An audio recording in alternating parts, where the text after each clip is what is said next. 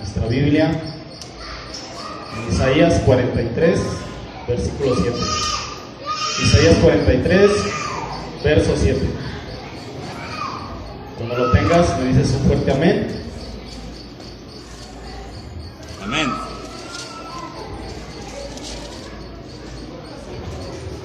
Sí.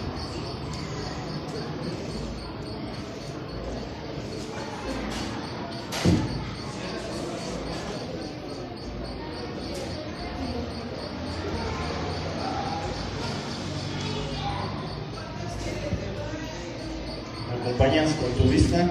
Dice: todos los llamados de mi nombre, para gloria mía los he creado. Repite conmigo: para gloria mía, Para gloria mía los he creado. los he creado. Y dice: los formé y los hice. Una vez más, repite conmigo: fui creado para su gloria. Otra vez: fui creado Fui creado para la gloria de Dios. para la gloria de Dios. Vamos a orar. Padre, te damos gracias en esta tarde. Gracias, Señor, porque tú eres bueno con nosotros. Estamos aquí en tu casa, Señor. Gracias, Señor, a tu misericordia. Gracias, Señor, que no nos ha dejado y sabemos que no nos dejará. Te rogamos, Señor, tú no te rindes para con nosotros. Gracias, Señor, porque nos has llamado. Nos has llamado, Señor, de todo lugar distinto, Señor. Nos has llamado de diferentes circunstancias, de diferentes aún lugares, naciones. Gracias, Dios, porque nos has hecho pueblo tuyo. Y hoy, Señor, nos reunimos en este día, Señor, para alabarte, para adorarte, Señor, y para aprender de ti, de tu palabra. Señor, te pedimos que hables a nuestro corazón, que hables a nuestra vida, que tu palabra, Señor, la selles en nuestro corazón, la grabes, Señor, en nuestra mente y en nuestro corazón, Señor, para ponerla por obra. Habla, Señor, que tus siervos escuchan. Te damos las gracias, Dios, y eso te pedimos en el nombre de tu Hijo Jesús. Aleluya. Gloria a Dios. Amén. Bueno, como título, lo titulé Volvamos al inicio.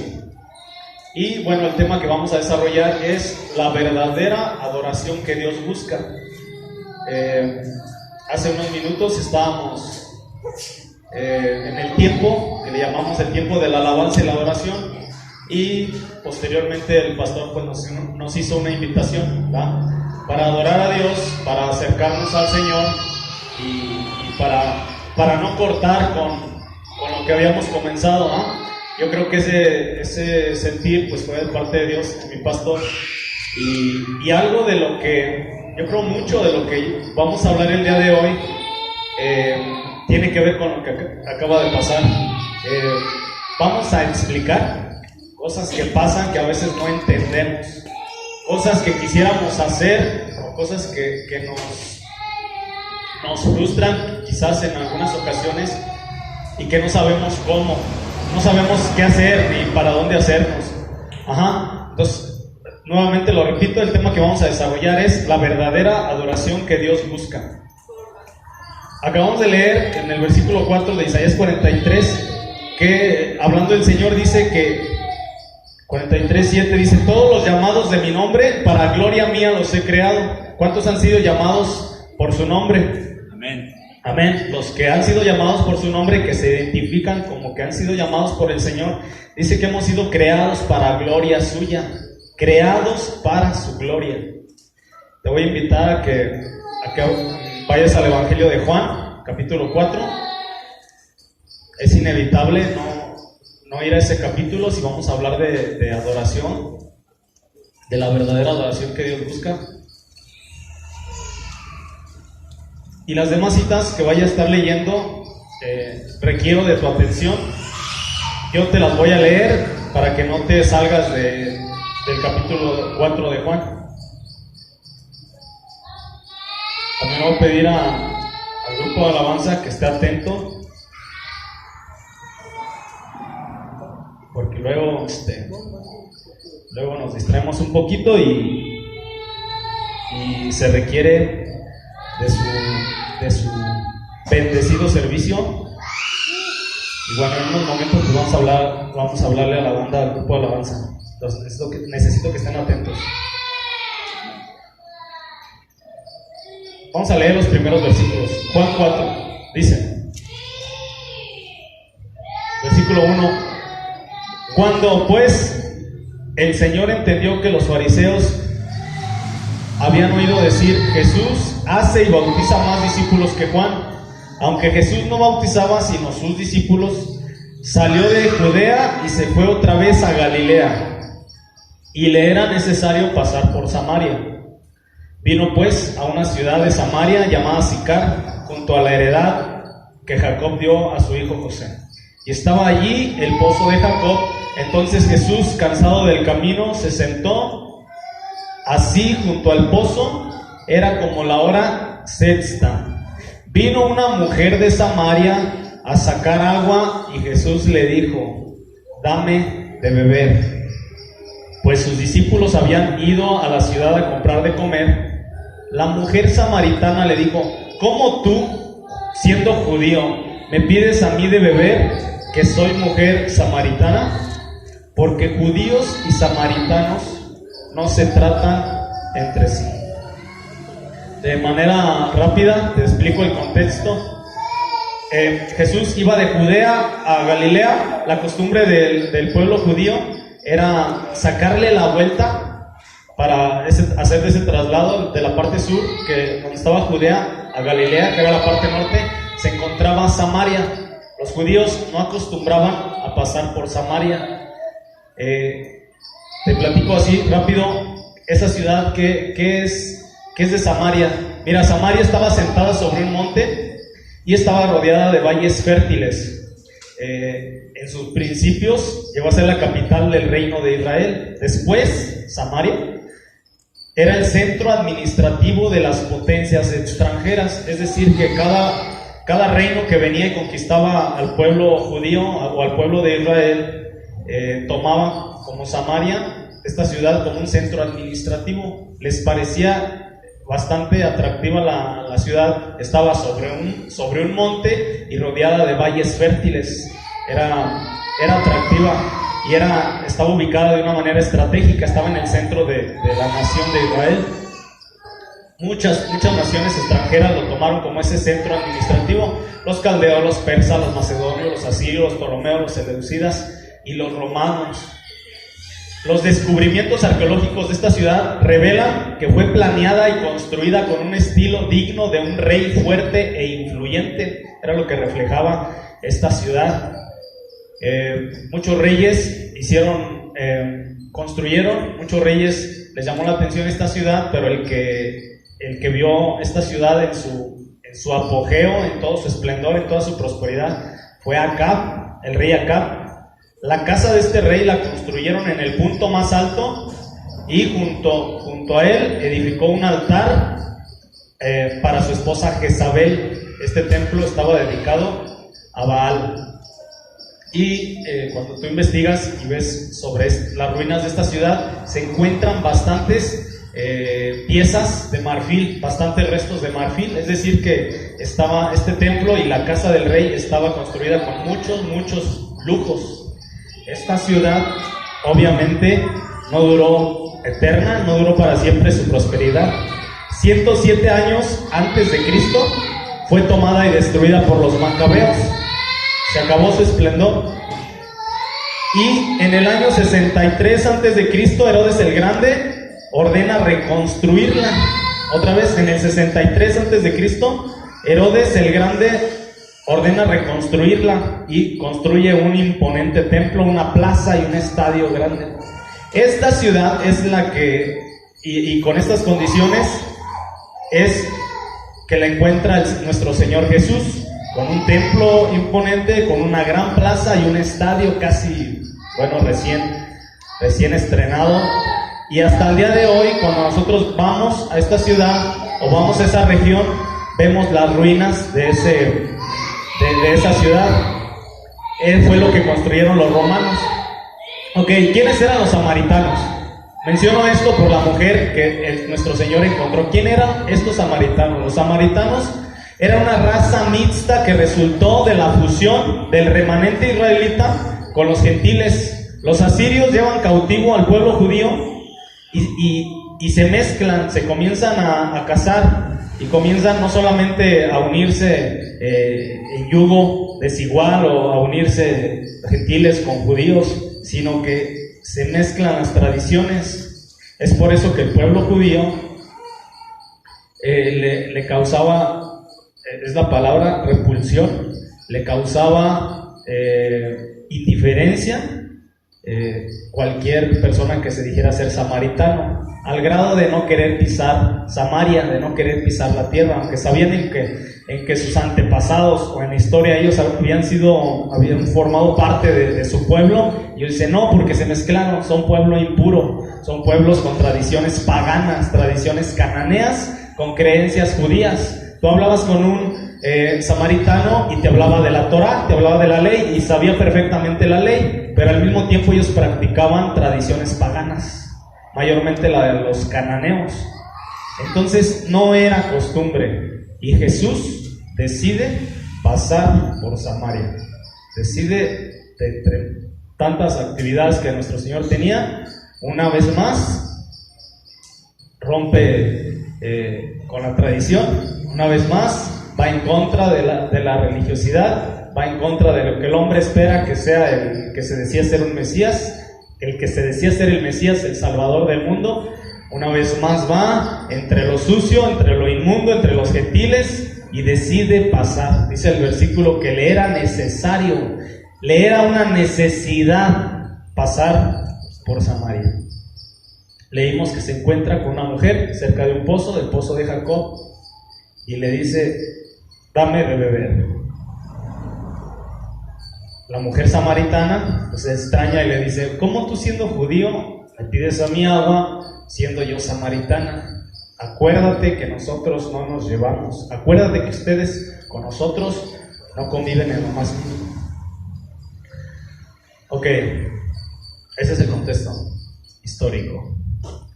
Dios nos creó con un propósito. Repite conmigo, Dios nos creó con un propósito. Lo mencioné en un principio, fuimos creados para su gloria, fuimos creados para glorificar a Dios. El Señor nos crea, sí, para tener una relación con nosotros.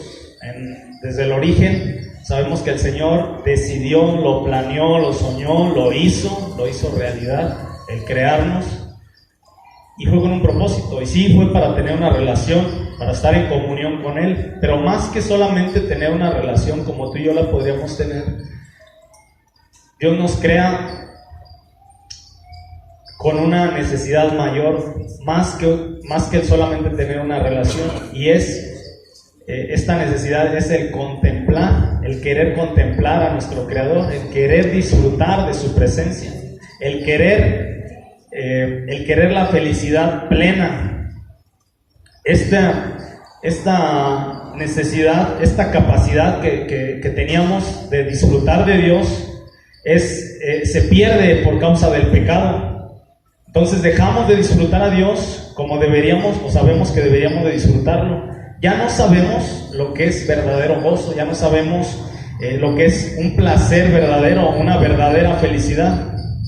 Cuando hablamos de placer y vamos a las corrientes del mundo, es inevitable también no hablar de una corriente filosófica que se conoce como el hedonismo. Repite conmigo, hedonismo. Hedonismo es una corriente filosófica que toma mucha fuerza 3 o 4 siglos antes de Cristo, y varios filósofos griegos le dan fuerza a esta corriente. Hedonismo pues no significa otra cosa que la doctrina del placer. En sus orígenes el que empezó a enseñar esto fue un filósofo llamado Epicuro, y él decía que el mayor bien para el ser humano era la felicidad, y en otras palabras él lo explicaba que el mayor bien era buscar el placer a toda costa. Después hay otros filósofos que lo corrigen, lo alinean, dicen ellos, entre alguno de ellos Aristipo, que dice no, si buscas el mayor placer, si buscas en todo placer, vas a encontrar mal. Es decir, si eres dado al vino y eso te causa placer, vas a encontrar un mal. Por decir una cruda, una resaca o más adelante una enfermedad. En cuanto a los desenfrenos sexuales, vas a encontrar también vas a encontrar dolor, vas a encontrar vacío. Entonces no es el mayor placer. Tienes que buscar tu felicidad, tienes que buscar sí placeres, pero tienes que moderarlo. Y esa es una corriente filosófica. Y esta doctrina del placer, o esta corriente llamada hedonismo, que se enseñó mucho en estos tiempos, que seguramente se practicaba antes y no se le daba un nombre, esta doctrina, también los samaritanos estaban envueltos en esto, en el hedonismo. Es decir, que cada quien buscaba como quería y como podía su propia felicidad, como a él le satisfaciera en su ser. Decía, a mí me place hacer esto y yo lo hago. Sí, sé de la palabra, sé de la ley, pero esto a mí me causa felicidad. Y era su doctrina, era algo que ellos habían adoptado. Cuando nosotros hablamos de que fuimos creados por Dios para recibir placer, hay confusión muchas veces. Yo había escuchado anteriormente sobre el hedonismo y otras corrientes, y a mí me chocaba cuando hablaba de, fuiste creado para recibir placer, fuiste creado para ser feliz, fuiste creado. Lo primero que yo pensaba es, no, definitivamente no, porque yo no vivo para mí, yo vivo para Cristo.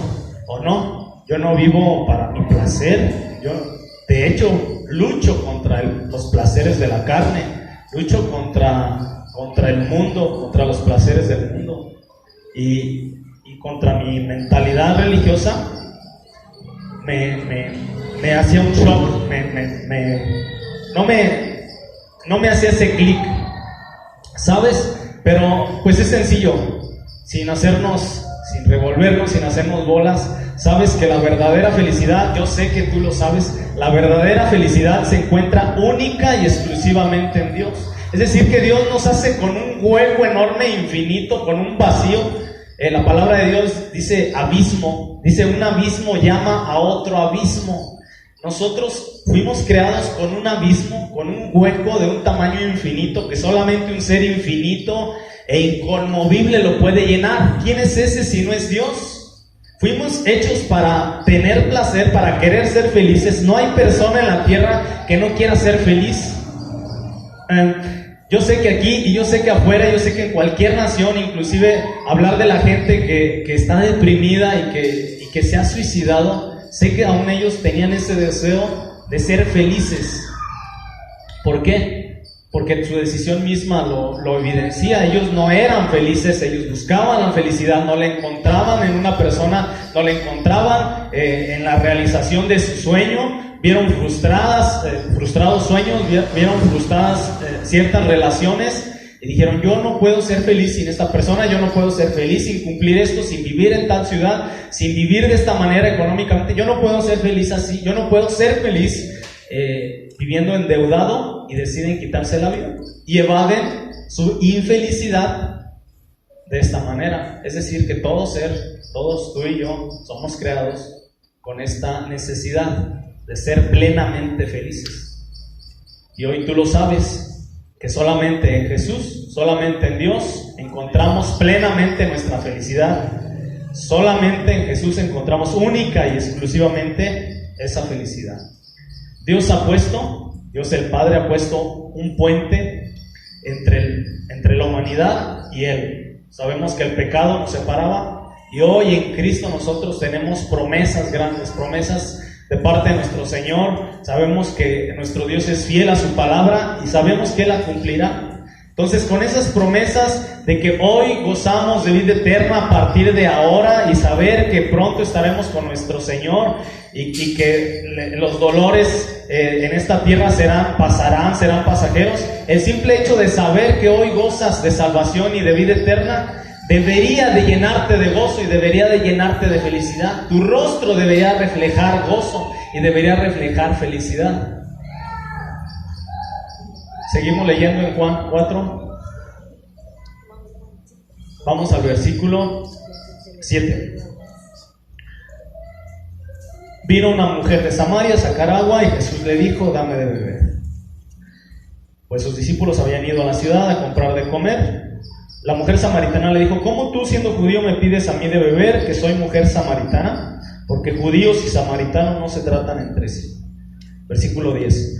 Respondió Jesús y le dijo: si conocieras el don de Dios y quién es el que te dice dame de beber, tú le pedirías y él te daría agua viva.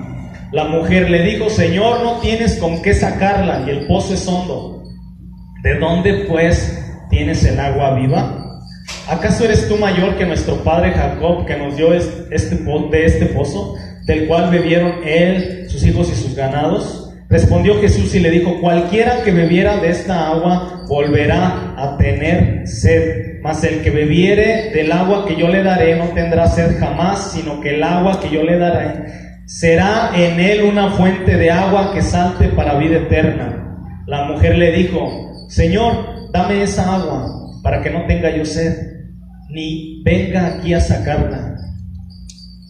Jesús le dijo: ve, llama a tu marido y ven acá. Ok. ¿Ya conoce la historia? La repasamos.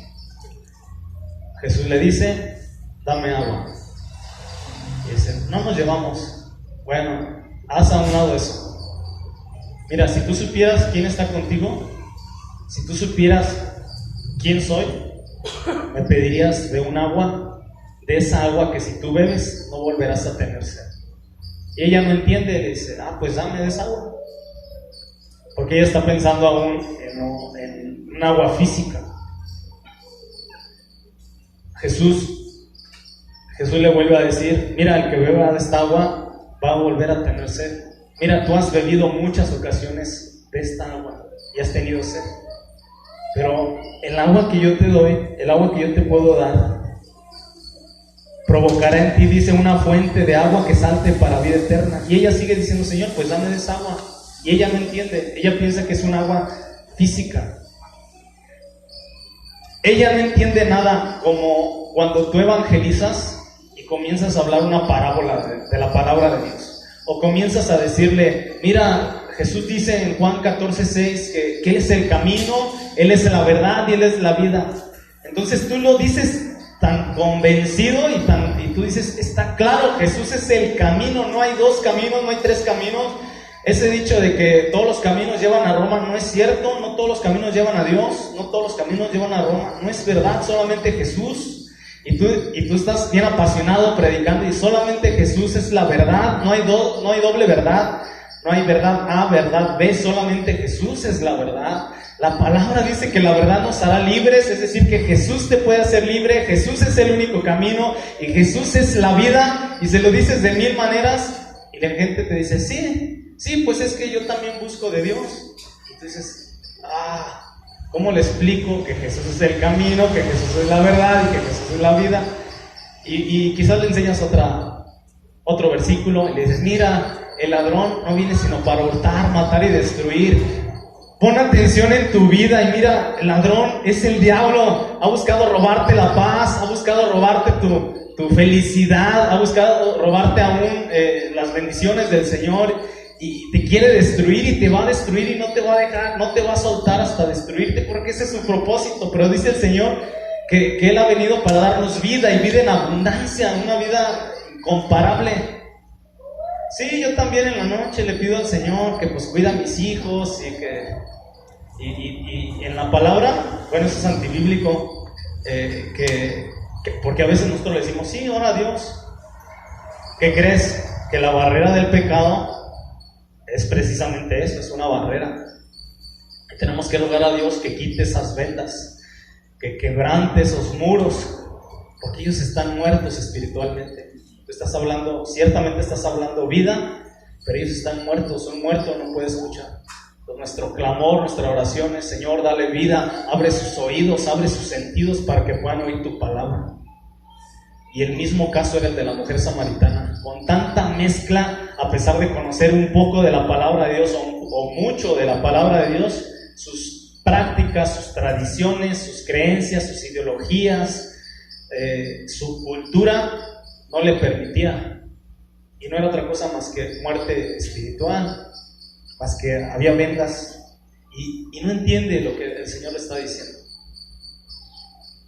Dice Juan 3:20, lo leo rápido, está aquí atrás, dice: porque todo aquel que hace lo malo aborrece la luz y no viene a la luz, para que sus obras no sean reprendidas. El pecado que guardamos nos impide ver la luz de Cristo.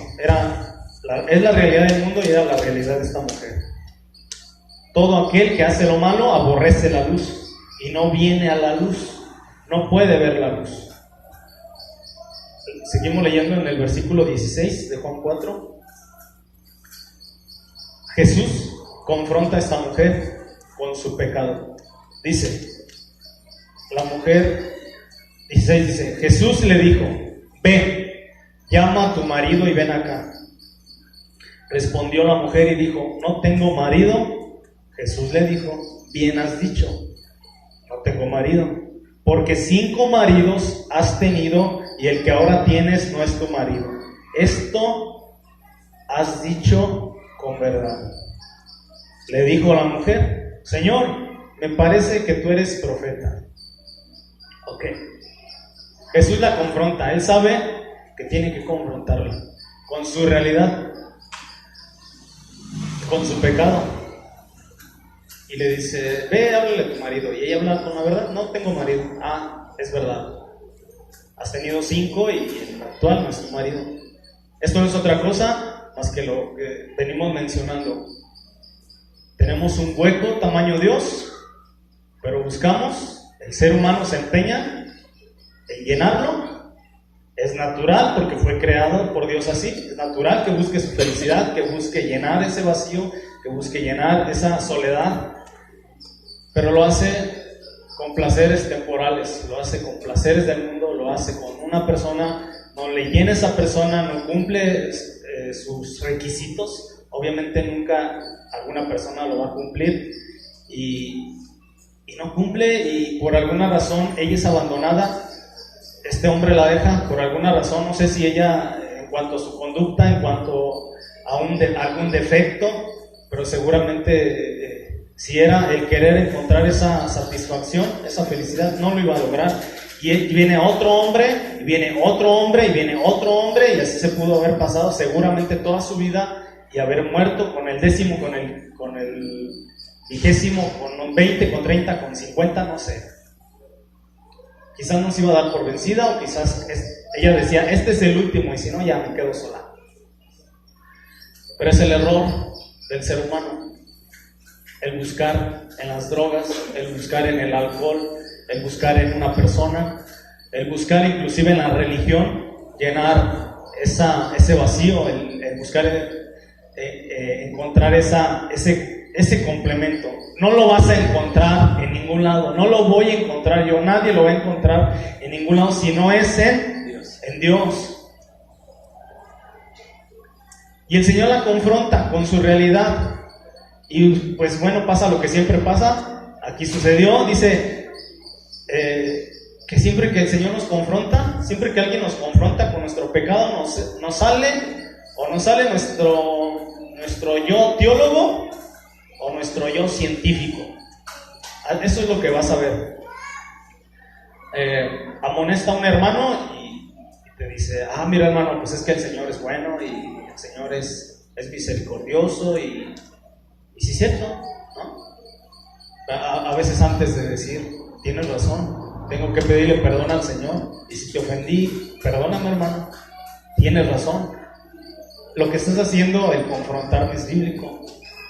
Antes de eso, oye, Dios te está usando bien fuerte, eres profeta.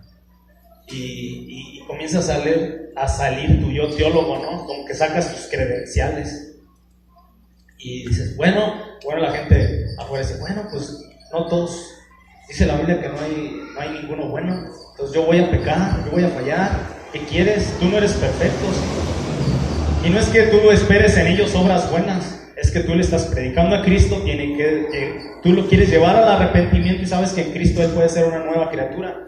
Pero sale esa personalidad del teólogo, de que todo lo sabe, o sale la personalidad del científico, es decir, bueno, pero al final yo no creo en la Biblia. La Biblia es un libro que fue escrito por hombres y empieza a salir todo su rollillo ese que ni él sabe por dónde lo encontró, seguramente lo vio en Facebook, y dice, entonces sale esa personalidad y en esta mujer sale.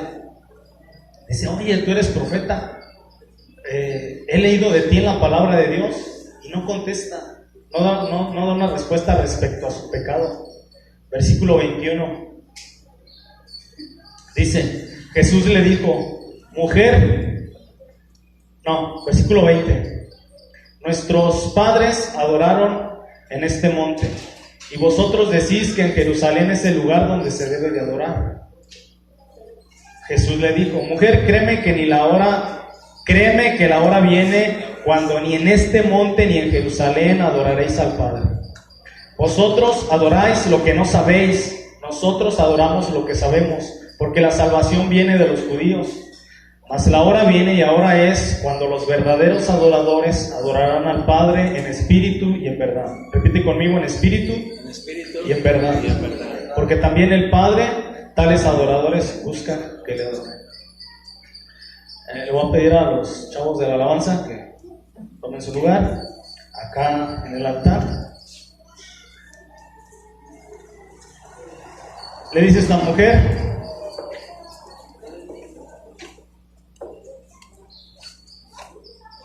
le dice, tú eres profeta. Señor, ¿dónde debemos de adorar?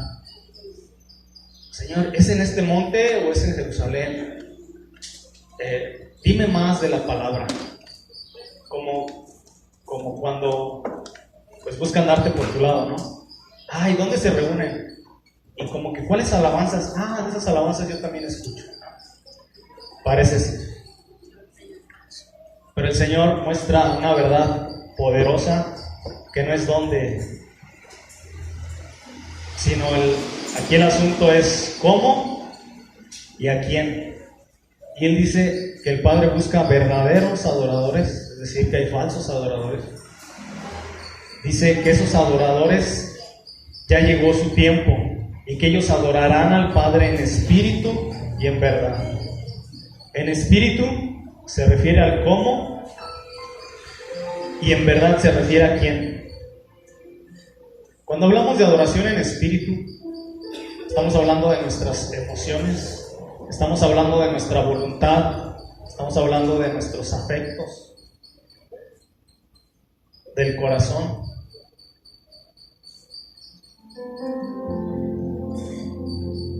Tenemos conocimiento de la palabra, tenemos conocimiento de quién es el Señor, de quién es Dios, nuestro Señor, y nos centramos en que nuestros cantos sean bíblicos, que sean cristocéntricos, ¿verdad? Eso es correcto. Eso es adorar a Dios en verdad. Eso es adorar a Dios conforme a la palabra. Pero la palabra nos enseña que es en espíritu y en verdad. No podemos hablar de una verdadera adoración y hablar solamente de verdad o hablar solamente de espíritu. Existe una conexión entre nuestras emociones y afectos con el conocimiento y el razonamiento acerca de Dios. No podemos pensar en adoración y separar nuestras emociones y nuestros sentimientos. Otra vez, no podemos hablar de una verdadera adoración haciendo a un lado nuestras emociones y haciendo a un lado nuestros afectos. La necesidad que tú y yo tenemos, grande, de ser satisfechos, de ser plenos, de ser felices. Y la exhortación que la palabra nos da del alabar a Dios, del adorar a Dios, no son dos cosas diferentes, es una misma cosa. Es decir, que cuando nosotros nos acercamos a Dios, estamos, sí, alabando y adorando a Dios en verdad, porque Él es digno de ser adorado, de ser alabado. Pero cuando nos acercamos en espíritu, con nuestras emociones, con nuestra voluntad, con nuestros afectos, con todo nuestro corazón, cree de verdad que encontrarás satisfacción, encontrarás plenitud, encontrarás esta palabra tan trillada, felicidad. Parece ser que estoy hablando de egoísmo, parece ser que se trata de mí. La adoración parece ser que me voy a acercar a Dios para ser feliz. Y, oye, estás hablando mucho de tu persona, de tus emociones, de tus sentimientos, de cómo tú te sientes, de cómo tú te puedes llenar, de cómo a ti se te puede ir la frustración. Y puedo decirte un ejemplo muy práctico de cómo no se trata de mí.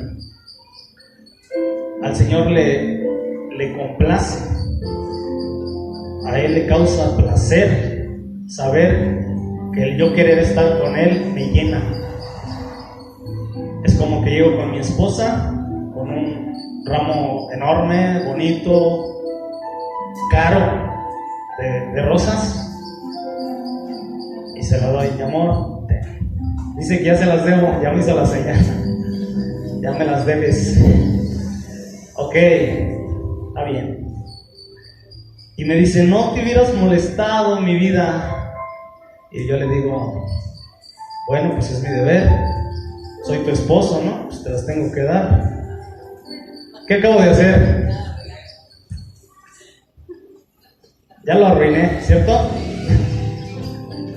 A veces nos acercamos a Dios para adorar a Dios y yo te puedo preguntar, ¿por qué? ¿Por qué te acercaste, no? ¿Por qué estás aquí? Tú puedes decir, pues es mi deber, porque Dios es digno y lo tengo que hacer y yo soy su creación. A veces así lo vemos, ¿no? Entonces vamos a regresar al tiempo. Llego con mi esposa, le presento este arreglo, me dice, no te hubieras molestado. Yo le digo, no hay cosa en el universo, en el mundo, que me haga más feliz que darte a ti un regalo, un presente. No hay algo que me llene más en el mundo y en el universo que ver tu rostro de felicidad y verte complacida. Yo no sé cuál sería su reacción, pero mínimo me ganaría un buen abrazo, un buen beso. ¿Sí? Eso es adoración. No se trata de mí, se trata de ella. Pero al mismo tiempo eso a mí me satisface, a mí me llena, me hace pleno. Hablar de adoración en espíritu y en verdad. Cuando hablamos de alabanza, de adoración, yo creo que los ritmos ya quedan obsoletos. Hay algunos que son de tu agrado, para mí algunos no son de mi agrado, pero los ritmos para mí son obsoletos, no tienen importancia. Yo creo que hablar de alabanza y adoración en espíritu y en verdad, yo creo que no existe alabanza triste. Yo creo que no existe y no debería de existir una alabanza y una adoración triste. Cuando yo te digo, o cuando alguien te puede invitar a adorar, a alabar a Dios, tú no tienes que sentirlo y de verdad grábalo en tu corazón, que la invitación no es a que tú grites, la adoración es a que tú expreses palabras nada más por expresarlas, o que tú las digas para que ya no te esté diciendo nadie más algo, porque quieren verte hablar o quieren verte, ay, es que ¿por qué me forzan? Si tú lo haces, no sería otra cosa más que actuar con hipocresía. Pero la verdadera adoración solamente es la expresión de nuestra emoción. En nosotros el contemplar a Dios, el contemplar su bondad, el contemplar su hermosura, el contemplar su obra, el contemplar la cruz, espontáneamente nos genera alabanza, nos genera adoración, nos genera emoción. Siempre que tú te emocionas y quieres hablar de algo que te causa placer y que te apasiona, tú vas a adorar. Los artistas adoran a su mejor y a su favorito pintor. Los músicos adoran, hablan bien del mejor músico, de aquel que ellos admiran.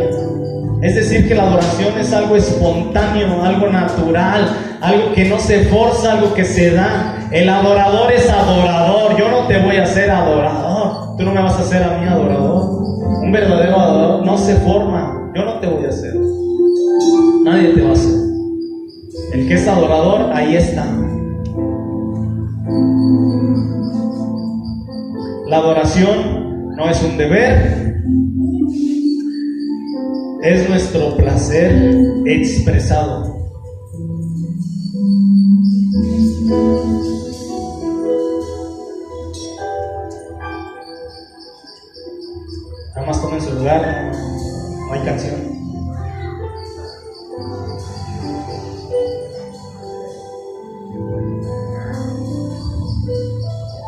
otra vez. Es antibíblico y arrogante intentar adorar a Dios por cualquier otra razón que no sea el placer de deleitarnos en Él. Nosotros, como hijos de Dios, ante nuestro Padre, nosotros como amados, como hijos adoptados, ante nuestro Padre Celestial, tierno, fiel, protector, nosotros como esa novia que se está apartando, consagrando ante nuestro amado, solamente reaccionamos ante la admiración de nuestro Padre, de nuestro amado, de nuestro Dios. Como siervos ante nuestro Señor, lo que podemos expresar es solamente esa consecuencia de admirarlo a Él. ¿Tú quieres adorar a Dios? Mira su obra en la cruz, míralo a Él, admíralo a Él. El título de este mensaje, lo repito, es Volvamos al inicio. Tú eres iglesia, tú eres siervo de Dios, tú eres líder, tú eres pastor, tú eres hijo. Pero en el inicio fuiste creado para su gloria. Fuiste creado para glorificarle a Él. Pregunta: ¿cuál es la esencia de la adoración? Objetivamente, ¿cuál es la esencia en el tiempo de adoración o en el tiempo en nuestro actuar para decir quiero adorar a Dios? ¿La esencia es dar o es recibir? Levante la mano quien piensa que es dar. Muy bien. Levante la mano quien piensa que es recibir. Levántela en alto quien piensa que es recibir. Okay. ¿Qué le podemos dar a Dios que no tenga? ¿Qué le puedes dar tú a Dios que le haga falta? Pues es que los cantos dicen, Señor, te doy gloria. Y entonces Dios dice, yo era glorioso, pero ahora tengo más gloria porque me acaban de dar gloria hoy domingo y entonces ya tengo más gloria. ¿Tú le das gloria a Dios? Es decir, ¿tú lo haces más glorioso por tu alabanza? ¿Qué le podemos dar a Dios que no le pertenezca? El nosotros decir te doy gloria es una forma de decir, Señor, reconozco que tú eres el ser más maravilloso, más glorioso. Toda la gloria es tuya, de todo lo bello, de todo lo hermoso que hay en esta tierra. Lo que yo más aprecio, la hermosura, la belleza, mi deleite, yo ver a mis hijos crecer, el ver a mis hijos hablar, caminar, correr, el escuchar la música que más me agrada. Yo ahí te contemplo a ti, Señor. No puedo imaginar si así es la creación, cómo es el Creador. Cuando tú dices te doy gloria, estás diciendo, Señor, tú eres el ser más bendito, más hermoso y más glorioso sobre toda la existencia. Eso es lo que estamos diciendo. Los salmos, te los voy a leer rapidito, son versículos. Los salmos contienen este lenguaje romántico, hedonista. Salmo 37:4 dice: deleítate a sí mismo en Jehová. La invitación no es a que expreses palabras, la invitación es en que contemples a Dios, en que te deleites en Jehová. Dice, deleítate a sí mismo en Jehová y Él te concederá las peticiones de tu corazón. Salmo 42, 1 y 2 dice: como el ciervo brama por las corrientes de las aguas, así clama por ti, oh Dios, el alma mía. Mi alma tiene sed de Dios, del Dios vivo. ¿Cuándo vendré y me presentaré delante de Dios? Hay una urgencia del salmista por presentarse delante de su Dios. Dice, mi alma clama por ti, Señor, y de ese Dios. Tengo sed de Dios, del Dios vivo. ¿Cuántos tienen un Dios vivo? Salmo 63:1 dice: Dios mío eres tú. De madrugada te buscaré. Mi alma tiene sed de ti, mi carne te anhela. en tierra seca y árida donde no hay aguas. ¿Qué hace que te levantes de madrugada? ¿Qué hace que busques a Dios de madrugada? Un alma sedienta de un Dios vivo. Y dice, en tierra seca y árida donde no hay aguas. Esta mujer, la mujer samaritana, fue a aguas y por momentos saciaba su sed. Fue a otro pozo y nuevamente tenía sed y saciaba su sed, pero no era otra cosa que un placer temporal. Ante Dios nos acercamos con sed, nos acercamos con los labios secos. Señor, tengo sed de ti, tengo hambre, tengo un vacío y sé que en ti puede ser saciado. Tú eres mi Dios, tú eres mi Señor. Y esa oración que tú presentes delante de Él con o sin música, esa es tu adoración a Dios.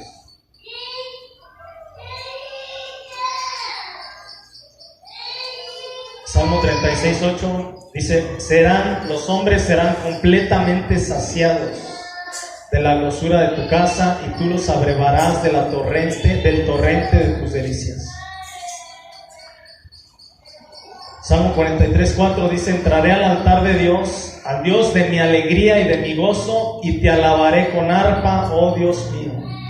Salmo 16:11 dice: me mostrarás la senda de la vida, en tu presencia hay plenitud de gozo, delicias a tu diestra para siempre. Otra vez, tú ayúdame a leer este salmo. Dice: me mostrarás la senda de la vida. Repítelo. Y dice: en tu presencia hay plenitud de gozo, delicias a tu diestra para siempre.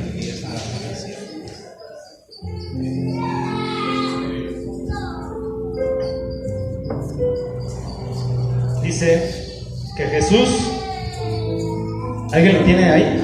Pedro.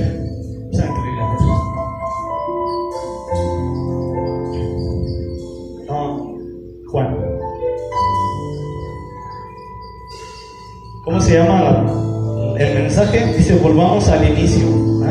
Pues vamos al inicio.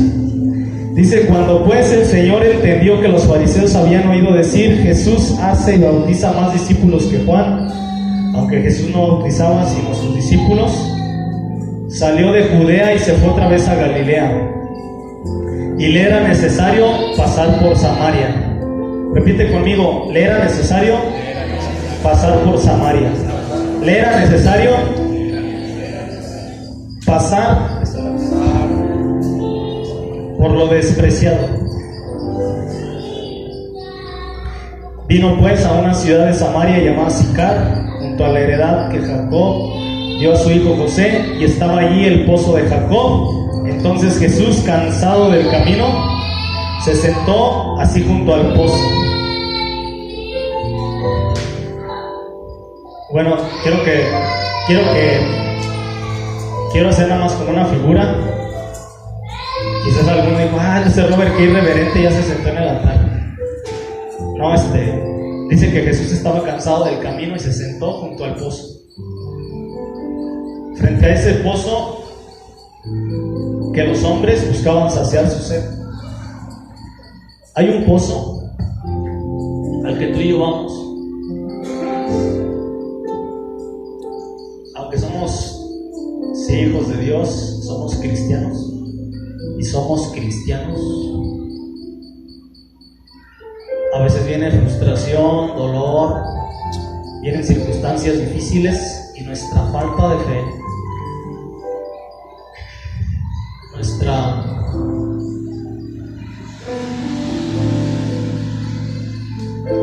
nuestra falta de responsabilidad,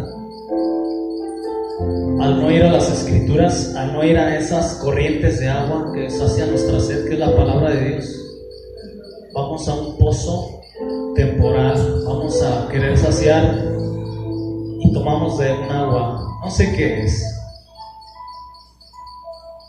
pero así como Jesús le confronta con su realidad a la mujer samaritana, Dios nos puede confrontar a todos y cada uno aquí. Dios nos conoce a todos y Él conoce todo. Dios conoce todo, todo de mí, todo de mí.